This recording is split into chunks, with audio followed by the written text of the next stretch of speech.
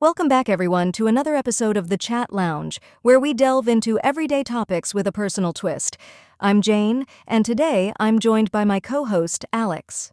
How are you, Alex? Hey Jane, I'm doing great. Thanks. Excited about today's topic because it's something everyone can relate to, family. It's such a fundamental part of who we are, right? Absolutely. Families come in all shapes and sizes, and they play a huge role in shaping our experiences and perspectives. So, let's dive in. How about we start with you, Alex? Tell us a bit about your family. Sure. My family's pretty big. I have three siblings, two older sisters, and a younger brother. Growing up in a house with four kids was chaotic, to say the least. My parents are amazing, though. They managed to keep everything under control. My dad's a teacher, and my mom's a nurse. So they were always juggling work and family life. Wow, 4 kids! That must have been lively. What was it like having older sisters and a younger brother? Did you guys get along? For the most part, yeah. My older sisters, Emma and Sarah, were kind of like second moms to me. They looked out for me, but also teased me mercilessly. My younger brother Jake and I were partners in crime, always getting into some kind of trouble. We had our share of sibling rivalry, of course, but we've always been close. How about you, Jane? Tell me about your family. My family is a bit smaller. I'm an only child, so I didn't have any siblings to argue or team up with. My parents are both doctors, which meant they were often busy, but they always made time for me. We're a pretty tight-knit family. I was really close to my grandparents, too. They lived nearby and were a big part of my childhood. Being an only child must have been interesting. Did you ever feel lonely, or did you enjoy having your parents' undivided attention? It had its pros and cons. I did enjoy the attention and not having to share my toys or space. But sometimes I wished I had siblings to play with. Luckily, I had a lot of cousins around my age, so I wasn't completely alone. We spent a lot of holidays and weekends together, which was great. That sounds nice. Cousins can definitely fill that sibling-like role. Speaking of holidays, what were family gatherings like for you? Oh, they were quite the event. My extended family is pretty big, so holidays were always loud and bustling with activity. We'd gather at my grandparents' house, and there'd be tons of food, games, and laughter. How about your family gatherings? Similar vibe. We have a big extended family too, so holidays were always a big deal. We'd all cram into my grandparents' house. It felt like there were 100 of us there. Lots of cooking, storytelling, and of course, the inevitable family drama. There's always some drama, right? But that's part of what makes family gatherings so memorable. Absolutely. Speaking of memorable, do you have any specific family traditions or rituals that you cherish? One tradition that stands out is our annual family trip to the beach. We've been doing it since I was a kid. It's a week of sun, sand, and family bonding. Even now, as adults, we make it a point to continue that tradition.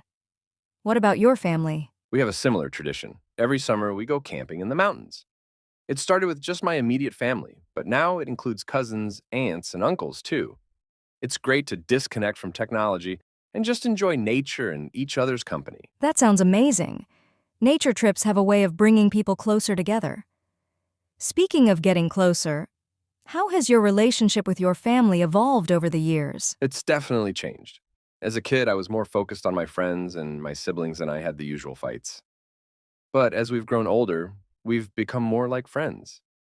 I talk to my parents about things I never would have as a teenager. And my siblings and I have a deeper bond now. How about you? How about Same here. I think as we grow up, we start to appreciate our parents and family more. I used to take my parents for granted, but now I understand the sacrifices they made. And with my grandparents, I cherish the stories and wisdom they share. It's a different kind of closeness that comes with maturity. definitely? Family dynamics can change so much over time. Speaking of change, how did your family adapt to major life events like moving, new jobs, or even the pandemic? The pandemic was a big one for us. Both my parents being doctors meant they were on the front lines, which was stressful. But it also brought us closer in a way. We made sure to have family video calls regularly. It was a way to stay connected despite the distance and stress. What about you? The pandemic was tough for us too. My mom, being a nurse, was also in the thick of it. We all tried to support her as best as we could. My siblings and I started a tradition of weekly virtual game nights, which helped lighten the mood and keep our spirits up. It's interesting how such challenging times can foster new traditions and bring families closer. Do you think the pandemic changed your perspective on family? For sure. It made me realize how important it is to stay connected and support each other. It also made me appreciate the little things, like just having a meal together or chatting about our day. What about you? Absolutely. It highlighted the importance of being there for each other, even if it's just virtually. It also made me more mindful of checking in on my parents and grandparents regularly. It's easy to get caught up in our own lives, but family is a constant that we shouldn't take for granted. So true. Family is a source of strength and comfort, especially during tough times. Switching gears a bit, let's talk about family roles. How do you think the roles within your family have evolved over time? That's an interesting question. Growing up, my parents were obviously the authority figures, but as I've gotten older, it feels more like a partnership.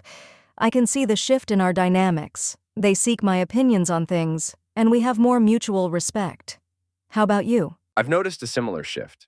My older sisters have always been kind of like second moms, but now we're more like equals.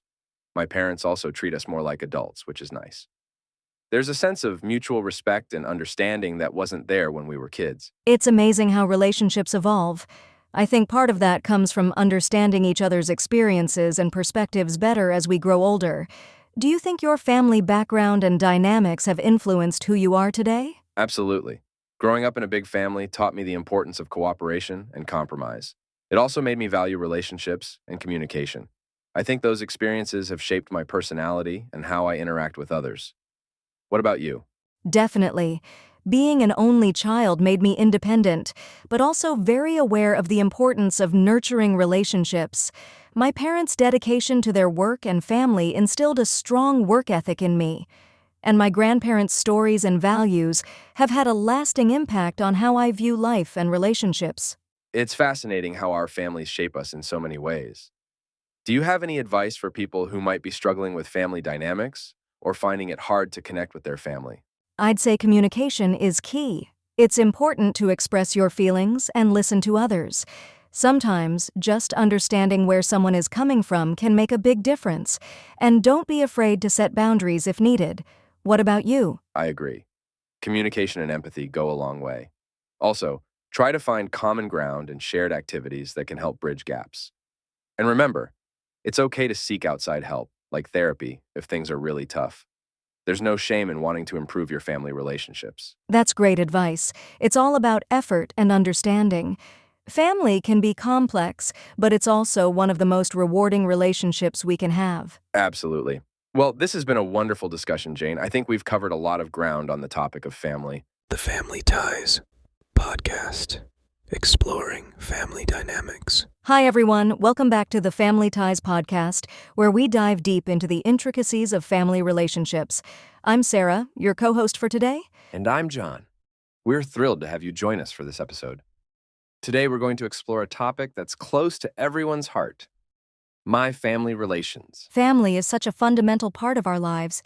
It shapes who we are and influences so much of what we do. But family dynamics can be incredibly complex, right, John? Absolutely, Sarah.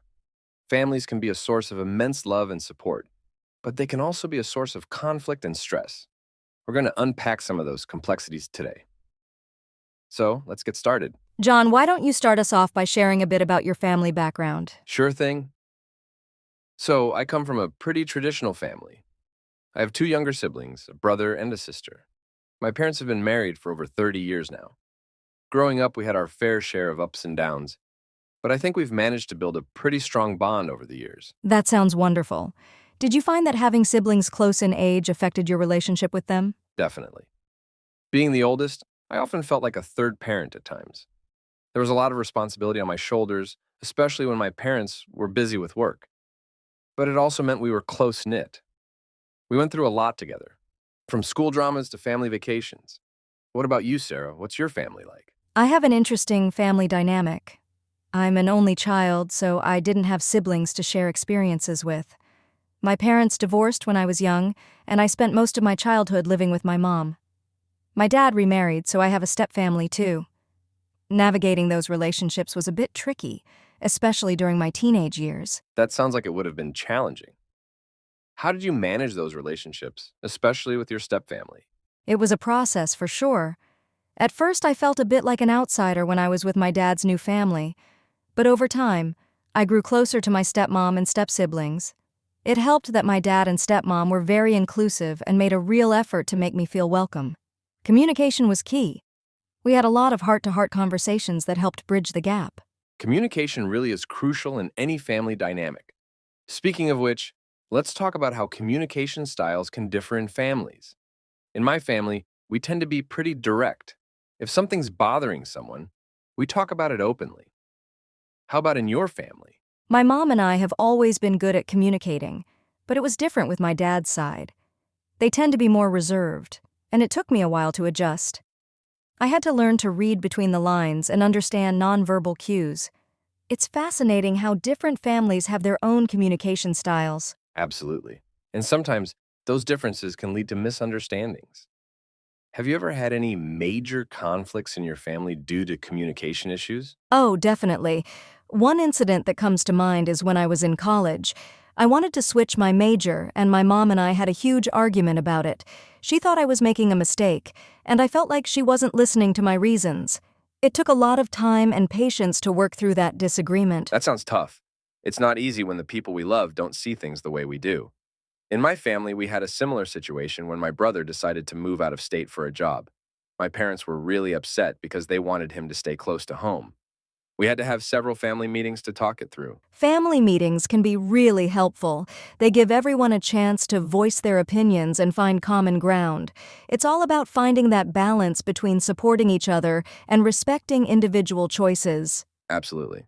Speaking of support, let's touch on the topic of emotional support within families. How does your family provide emotional support? My mom has always been my rock. Even though we had our disagreements, I knew I could always turn to her for advice and comfort. With my dad, it was more about quality time. We bonded over shared interests like hiking and cooking. That helped strengthen our relationship. That's wonderful. In my family, my mom is definitely the emotional anchor. She's the one we all go to when we're feeling down. My dad, on the other hand, shows his support in more practical ways, like helping with finances or offering career advice. It's interesting how different family members can provide support in different ways. And it's not just parents. Siblings can be a huge source of support, too. My best friend has an amazing relationship with her sister. They talk about everything and really lean on each other during tough times. That's so important. My siblings and I have had our share of fights, but at the end of the day, we know we've got each other's backs. It's like an unspoken pact. No matter what happens, we're there for each other. Exactly. And that brings us to the topic of family traditions. Do you think traditions play a role in strengthening family bonds? Absolutely. Traditions are a great way to create lasting memories and reinforce a sense of belonging. In my family, we have a tradition of Sunday dinners. No matter how busy we are, we make it a point to gather every Sunday for a meal. It's a time to catch up and enjoy each other's company. That's a lovely tradition. In my family, we have a holiday baking tradition. Every Christmas, my mom and I bake cookies together. It's something we've done since I was a kid, and it always brings back fond memories. Even now, with our busy schedules, we make sure to keep that tradition alive. Traditions like that can be so grounding. They provide a sense of continuity and stability, which is especially important during times of change or stress. Absolutely. And it's not just about the big traditions. Even small, everyday rituals can make a difference. For example, my dad and I have a tradition of watching a movie together every Friday night. It's a simple thing, but it's something we both look forward to. It's those small moments that really matter. They create a sense of normalcy and connection. Speaking of which, let's talk about how families handle change. Change is inevitable, and it can be challenging to navigate. Definitely. When my parents divorced, it was a huge change for me. It took a while to adjust to living in two different households, but over time, we found a new rhythm. It helped that my parents were committed to co-parenting and making sure I felt secure and loved. That's so important. When my sister got married and moved out, it was a big change for our family. Suddenly, there was this empty space in the house. We had to adjust to the new dynamic and find ways to stay connected despite the physical distance. Change can be hard, but it can also be an opportunity for growth. It forces us to adapt and find new ways to connect. What advice would you give to someone struggling with a big family change? I'd say be patient with yourself and with your family. Change takes time, and it's okay to feel a range of emotions. Communication is key. Talk about how you're feeling and listen to how others are feeling too. And don't be afraid to seek outside support, whether it's from friends, a therapist, or support groups. That's great advice, John. I'd add that it's important to focus on the positive aspects of the change. Try to find the silver lining and look for ways to create new traditions or routines that can bring your family closer together. Absolutely. And remember, it's okay to lean on each other for support. Family is about being there for each other, especially during challenging times. Speaking of support, let's talk about how families can support each other's personal growth. How do you think families can encourage individual members to pursue their passions and dreams? I think it's about providing a balance of encouragement and space. In my family, my parents were always supportive of our interests, but they also gave us the freedom to explore and make our own choices. They encouraged us to pursue our passions, whether it was sports, music, or academics. That's wonderful. In my case, my mom was always very supportive of my love for art. She signed me up for art classes and encouraged me to showcase my work. It made a huge difference knowing that she believed in my abilities. It's so important to have that support. I think families can also help by being involved and showing interest in each other's pursuits. Attending events, celebrating achievements, and simply asking about each other's progress can go a long way in fostering a supportive environment. Absolutely. And it's not just about the big achievements. Celebrating the small wins and efforts can be just as meaningful. It shows that you value and recognize each other's hard work and dedication. Exactly. And sometimes, it's about providing a listening ear and offering advice when needed. My brother is pursuing a career in medicine, and there have been times when he's felt overwhelmed. Just being there to listen and offer words of encouragement has helped him stay motivated. That's so true. Sometimes just knowing that someone is there to listen can make all the difference. It reminds you that you're not alone in your journey. Absolutely. Family can be a powerful source of motivation and inspiration. And that brings us to our next topic, dealing with family conflicts. Every family has disagreements, and it's important to find healthy ways to resolve them. Definitely. Conflict is a natural part of any relationship, and it's how we handle it that matters. In my family, we've learned to approach conflicts with empathy and understanding. It's not always easy, but it's crucial to listen to each other's perspectives and find common ground. That's so important. In my family, we've had our fair share of conflicts too. One thing that has helped us is setting aside time to talk things out calmly, without interruptions. It allows everyone to express their feelings and work towards a resolution. Communication is key. It's also important to recognize when you need a break. Sometimes stepping away from the situation for a bit can help you gain perspective and come back with a clearer mind. Definitely. And seeking outside help can be beneficial too. Whether it's family counseling or mediation, having a neutral third party can provide valuable insights and help navigate tough conversations. Absolutely, it's about finding what works for your family and being open to different approaches. And remember, it's okay to agree to disagree sometimes. Not every conflict will have a perfect resolution, but the goal is to maintain respect and understanding. Well said, Sarah. Family relationships are a journey, and there will always be bumps along the way. But with love, communication, and mutual support, we can navigate those challenges and come out stronger. Absolutely, John. Family is a precious gift, and it's worth putting in the effort to nurture and strengthen those relationships. Thank you to all our listeners for joining us today on the Family Ties podcast. We hope you found our conversation insightful and helpful. Yes, thank you for tuning in. If you have any questions or topics you'd like us to cover in future episodes, feel free to reach out to us on our social media channels. Until next time, take care and cherish your family ties.